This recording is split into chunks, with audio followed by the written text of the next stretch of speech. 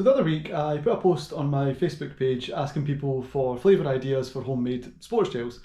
So sports gels are something that a lot of people use in endurance events such as marathon running and cycling and things like that.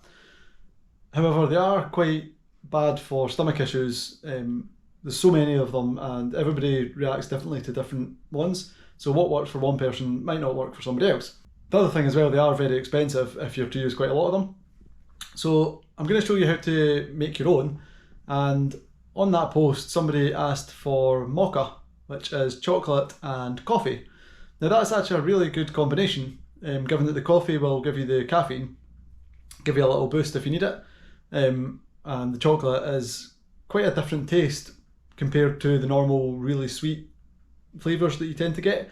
And a lot of people I've spoke to, and myself included, I don't like really sweet gels. When I'm running, they're just too sweet. I'm not really a big fan of them. So the Mocha one that I'm going to make is a really good flavour because it breaks, well, it's different from the kind of really sweet ones. So I'm going to show you how to make that just now.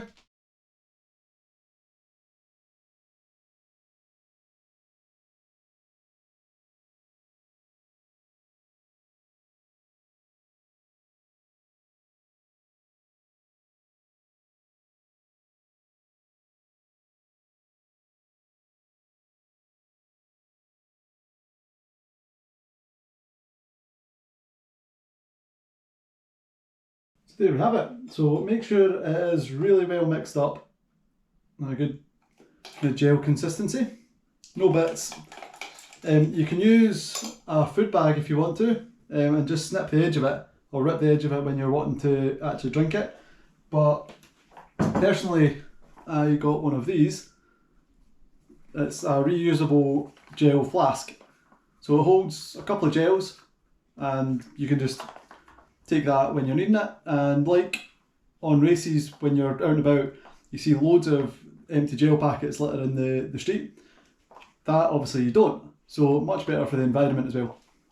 So as a recommendation, they say for endurance events, you want to be taking on between 30 and 60 grams of carbohydrate every hour. This one contains 65 grams of carbohydrate in the full recipe. So that would be perfect for 2 hours worth of additional carbohydrate. So I'm going to tip that into my little flask and then we're good to go. And I'll keep it in the fridge for when I'm going out running in the next day or two.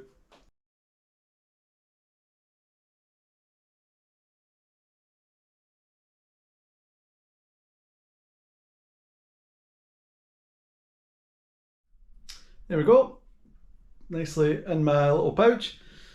Keep that in the fridge. That is going to come with me when I go out running next. And like I said, that's got 65 grams of carbohydrate in it. So that'll be good for between an hour or two, depending on how much or how well fueled I am in the lead up to it. I would always say remember to practice gels and things like that. Understand how much your body needs.